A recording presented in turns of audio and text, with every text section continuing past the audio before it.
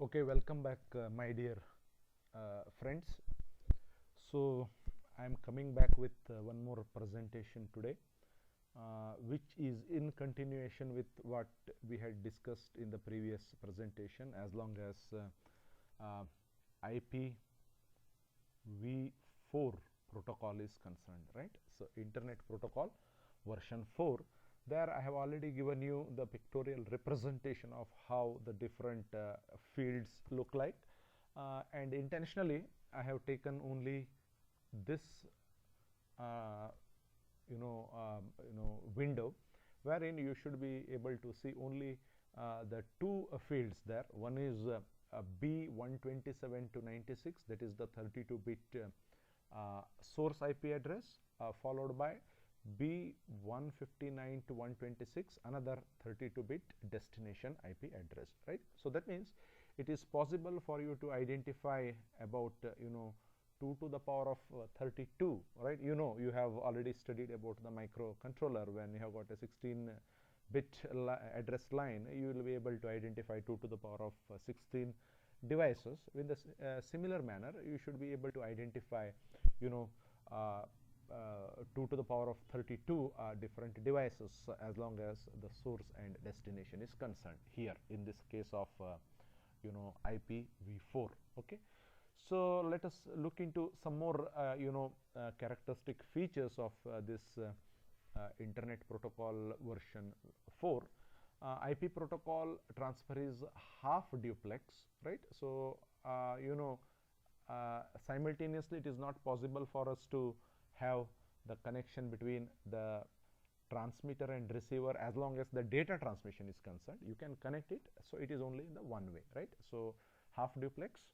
And unacknowledged data flow, right? So whenever the data flow takes place between the source to destination, right, so you will not be able to get the acknowledgement here. So that is the reason why you can call it as a slightly unstructured protocol. In fact, it was a protocol which was designed long back. That is the reason why it is still the unacknowledged.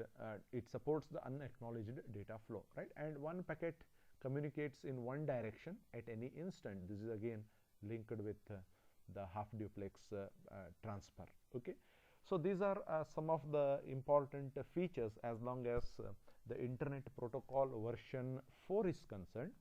So basically it is the network layer protocol. I repeat, this Internet Protocol version 4, it is the network layer protocol used in the internet communication,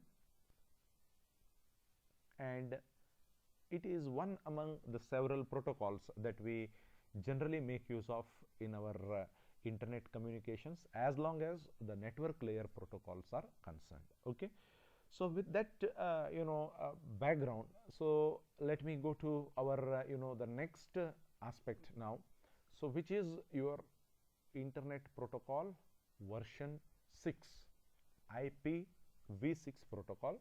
Of course, this IPv6 protocol is in many parameters, it very much resembles your IPv6, but since it is a enhanced version of IPv6, definitely it has to have a lot of better features compared to the Internet Protocol version 4. Okay, so again it is a network layer protocol that enables the data communication over the packet switched network. I have already told you what exactly is the meaning of packet switched network, right?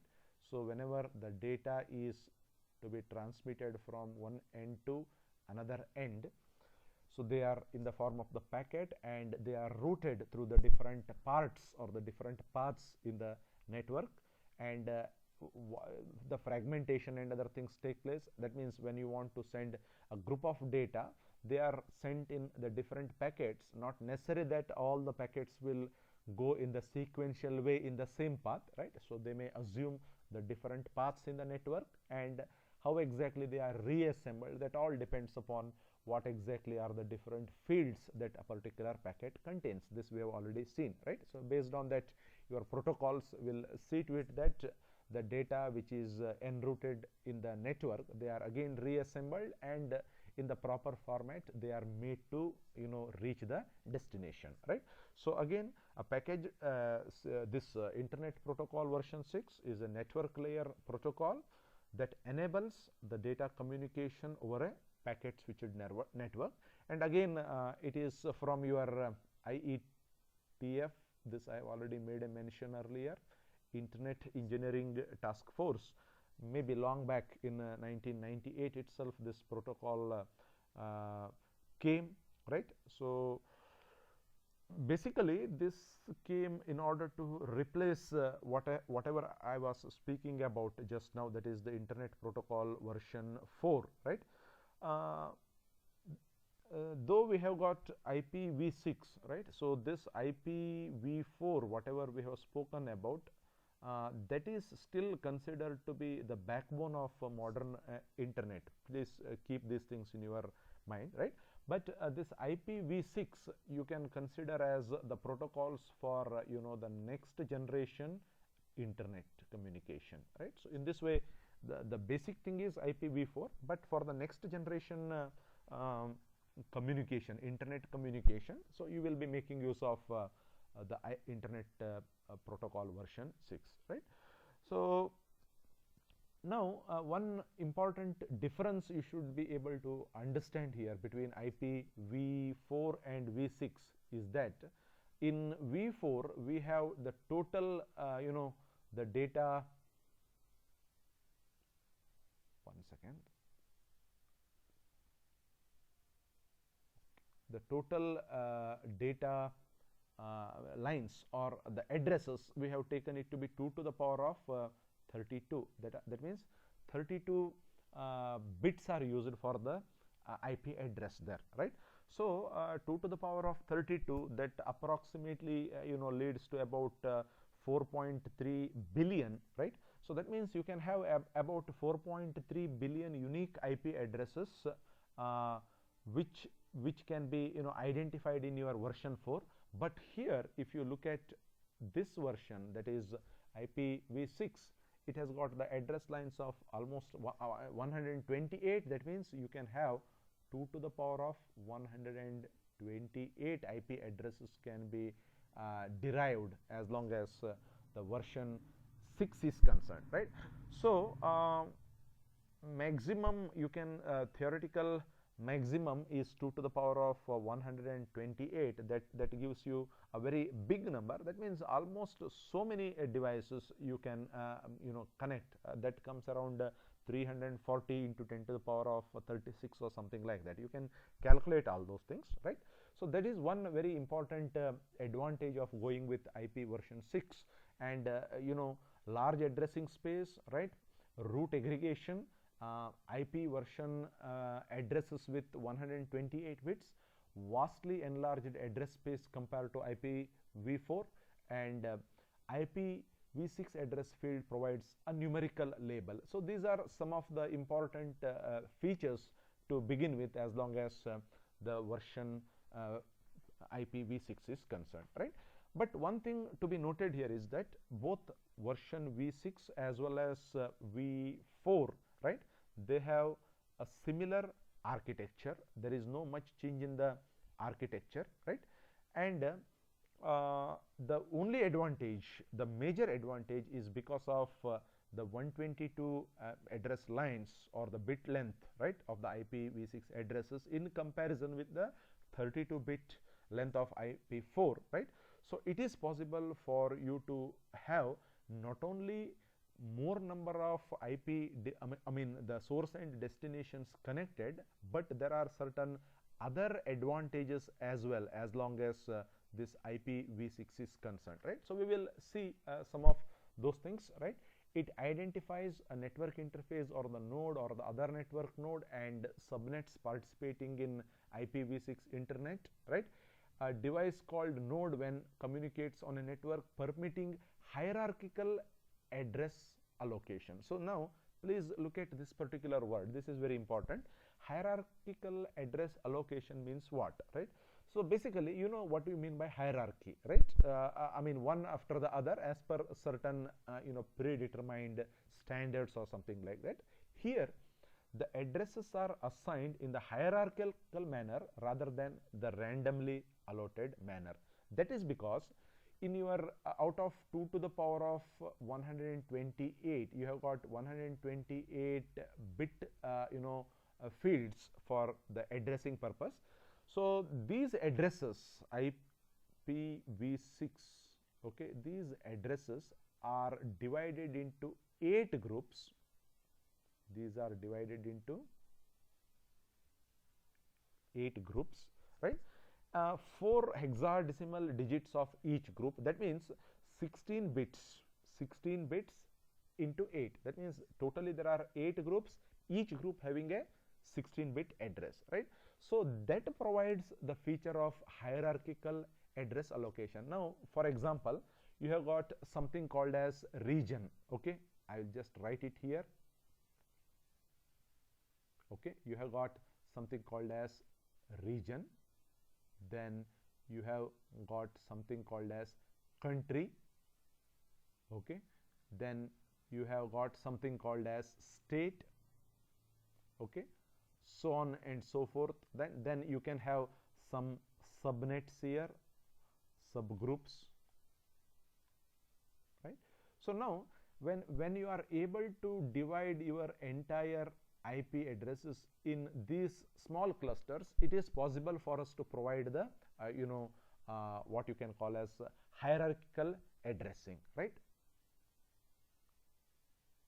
Hierarchical address allocation, right? So this is what is the meaning of providing the hierarchical address allocation, because it has got totally 128 bits, right, as long as its addressing is concerned, right? So it is possible for us to have the entire IP addressing clustered or arranged as per certain hierarchy. So that makes the entire operation very smooth and hassle free. That is one very important advantage of going for IPv6, right? Then the routing aggregation across the internet takes place. That means what is the meaning of the routing aggregation or the expansion of routing tables. So routing table is basically a database. Okay, you have got the routers, right? You have got the host, you have got the devices, and you have got the routers. Basically, I have told you the routers will route the data into different designated paths which are available, right? So every router will be having the routing tables. It is basically a database, right, which is going to list the routes that a particular router can follow, so that the data packets are properly transferred to the destination. So right, so the hierarchical address allocation results in the routing aggregation across the internet. So proper routing takes place, and in this way the limitations, or you can have the limited expansion of routing table. Otherwise you need to have a very huge database over which this data is to be transmitted, right? So when everything is structurized by means of the hierarchical address allocation, it is possible for us to have the proper limitation as long as the routing tables are concerned, right? So this is another important advantage of the internet version IPv6. Okay, so now let us move on to the next aspect here. Provision of additional optimization for the delivery of the services using routers, subnets, and interface. Again, it is the continuation of what I have told earlier, right? Hierarchical the algorithms, right? Then it manages the device mobility, security, and configuration aspects. Expanded and simple use of multicast addressing, right? So I have already told you what is the meaning of the unicast and multicast addressing, right? What exactly happens in the multicast addressing is, suppose if you have something called as the host here, right? So you have got several objects, I mean what you can call as the devices here, right? Addresses with the different addresses, right? So by having a copy, suppose if the host wants to send the same information to all these things, okay, by having a single copy of the address, right? It is possible for the host to distribute this to the entire group of the recipients here, right? So this is what is called as the multicasting, and this multicasting is simple because of the hierarchical approach what your internet protocol version v6 follows. Okay, so now that is one thing, and now you can have one more provision of jumbograms, right? So this is a new term, in fact only for this IPv6, right? If you look at the nomenclatures as given by the concerned the task force, right? So you have something called as the jumbograms, right? So basically jumbogram is the payload packet. What is the meaning of payload? The maximum amount of the load that a particular system is able to carry whenever the satellites are being launched. You will be having some idea about the payloads, how much it has to carry whenever it has to go, right? What is the maximum limit of the payload it is supposed to carry? The similar analogy can also be given here, right? So this jumbogram refers to the payload packet. Generally it is whenever it is more than 64 kilobytes, okay, so we call it as jumbogram, right? So because your version v6 uses 16-bit payload length field, right?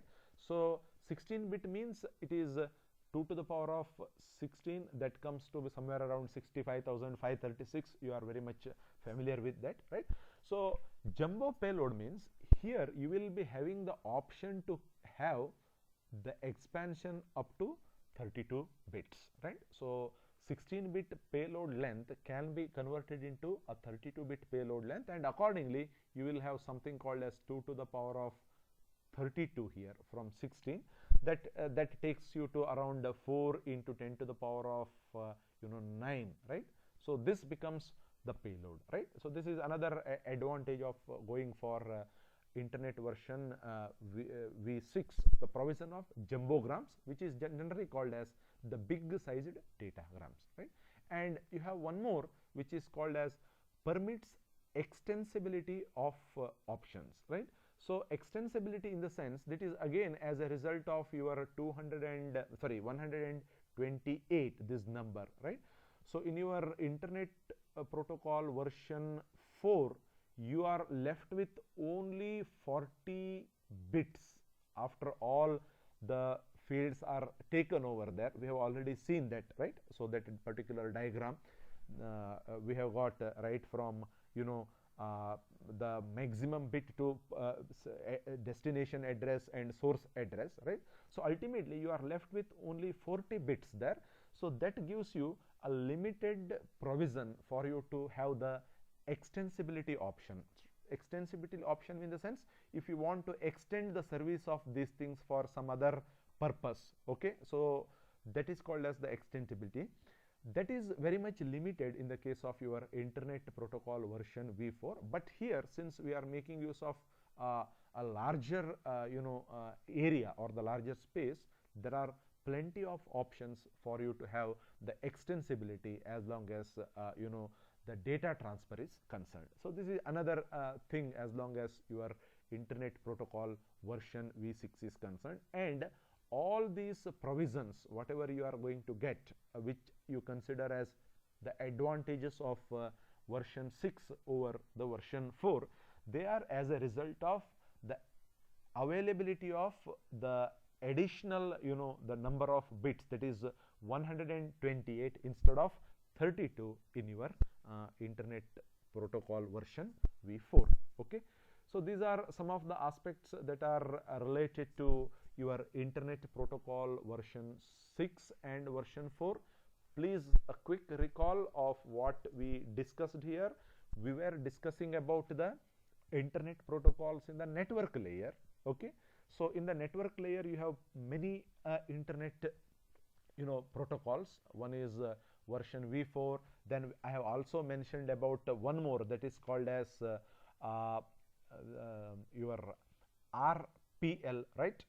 Internet version v6 routing protocol for low power lossy networks, right? So then 6LoWPAN, right? So that also we have seen, but as per our curriculum we have to discuss about only these two, that is the version v4 and version v6, right? And whenever you have the version v6, I forgot to tell you one more point. It is possible for you to have the auto configuration of the system, right? So if you are making use of the internet protocol version 6, it is possible for us to have the auto configuration of the system, because what I mean by auto configuration is, so now some of the websites or some of the web services, they need to be configured whenever you change your paradigm where exactly you make use of them, right? So the configuration is required. You call them as the configuration messages or something like that. Earlier, whenever you used to get the internet connectivity and all using these different networks, right, you used to get the configuration messages and all. Unless you configure your mobile phones or your laptops or your desktops, right, it was not possible for us to get connected to the internet. But when you go to the version 6, right, so all the auto configuration options are given in the version 6. So in that way, the user is relieved from making use of the configurations of your the mobile phones or any devices to which you need to have the internet connectivity. That is one more advantage, right? So internet version v4, the internet version v6. v4 of course is a basic model which is called as the backbone of internet, but v6 is the expandable or expanded version of v4, though many of the features, right, or the basic the architecture remains same between v4 and v6, but because of the larger address fields of 128 bits, you have got so many advantages which we have just looked into, right? So apart from the auto configuration facility what we have in our internet version v6. Okay, so with these things, let us move on to the next aspect, which is again called as the transmission control protocol, right? So this TCP stands for transmission control protocol. A very important one, transmission control protocol.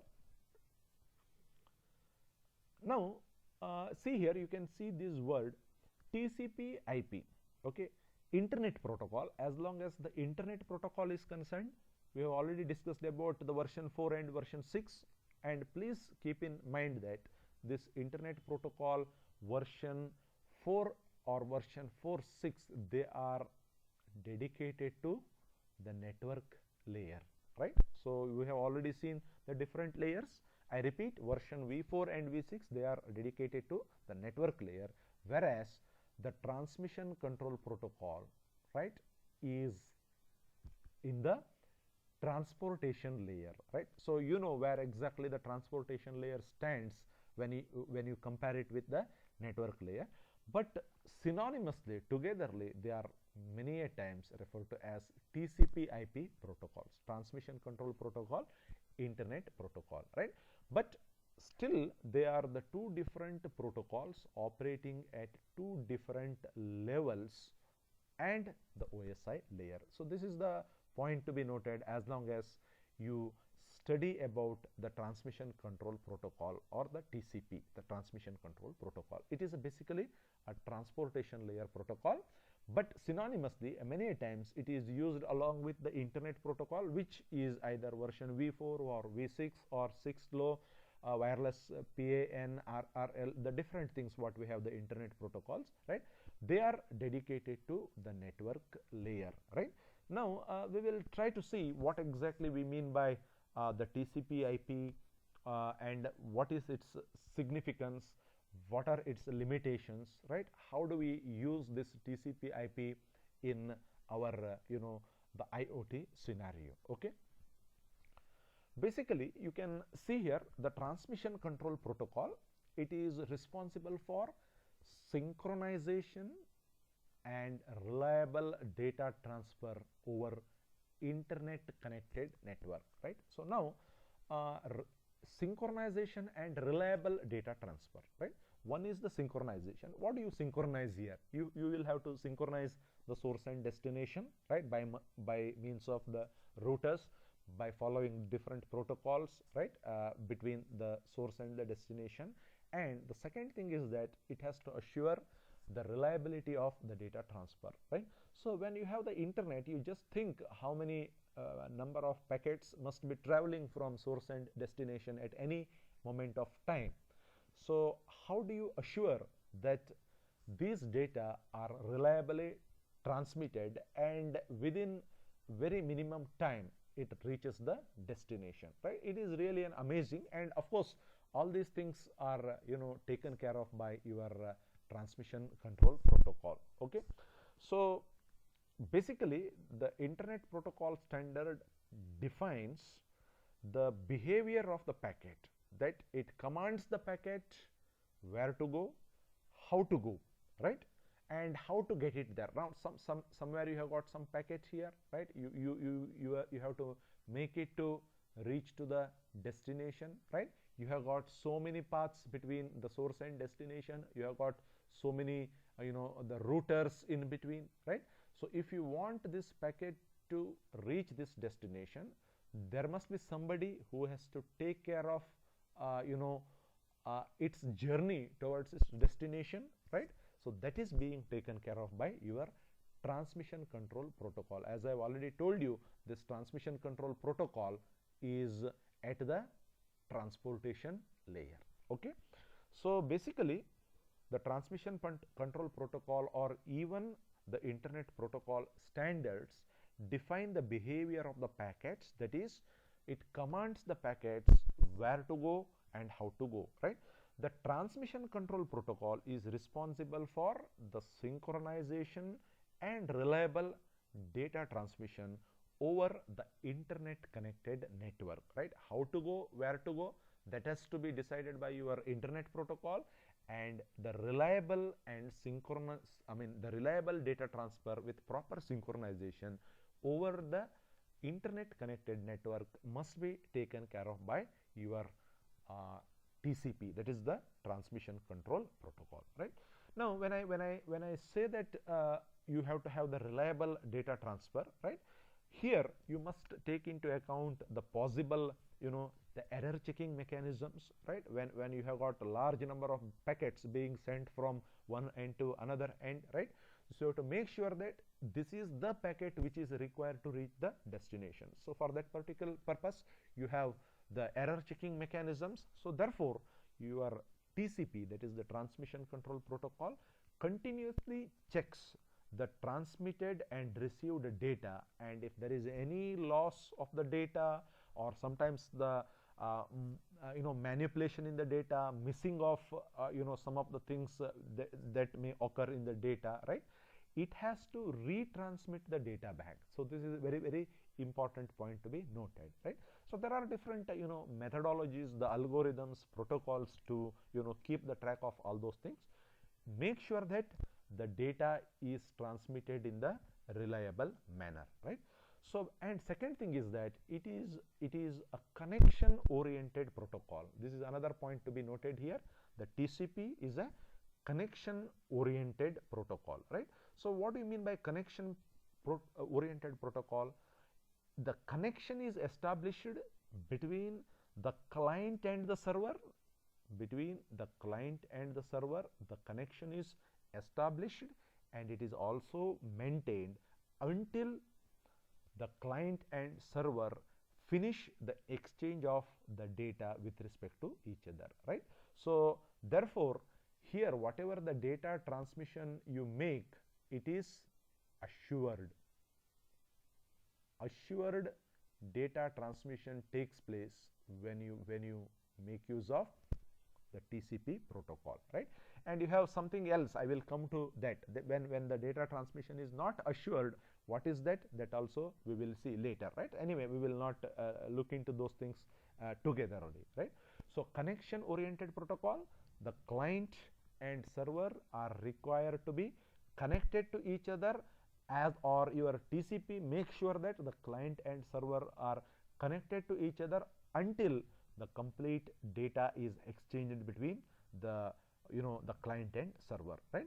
So now whenever any message or data is sent, right, via this TCP IP protocol, the transmitter gets the proper acknowledgement, right? So now you have the transmitter here, you have got the receiver here. The transmitter gets the proper acknowledgement whether the packet is properly delivered or not. So this is another important point to be noted as long as your TCP is concerned, right? So you have so many important features which you are supposed to see here, and please make sure that you are all seeing this on the background of IoT, Internet of Things, right? And we may not have all the features very much suitable for our IoT applications as long as your TCP is concerned, right? So we may think of some alternative options, or sometimes we may think that the TCP is the only available or the better options even in our IoT scenario. Okay, so now so far whatever we have discussed here is we have seen some of the important features of our internet version v4. Then we have also seen how your internet version v6 is more advantageous compared to internet version v4. And please keep in your mind that they are in the network layer, the internet protocols at the network layer. And if at all you want to have the protocols in the application layer, right, so then we move ahead with the transmission control protocol, which is TCP. But both the TCP IP, they are used togetherly. The network layer as well as the application layer protocols are spelled out togetherly. And we have seen some of the basic or the important features that your TCP is to exhibit in order to make sure that the data is reliably transmitted over the internet connected network, and makes sure that the transmitter gets an acknowledgement for the transmission which has taken place and over the internet, and it has reached the destination, right?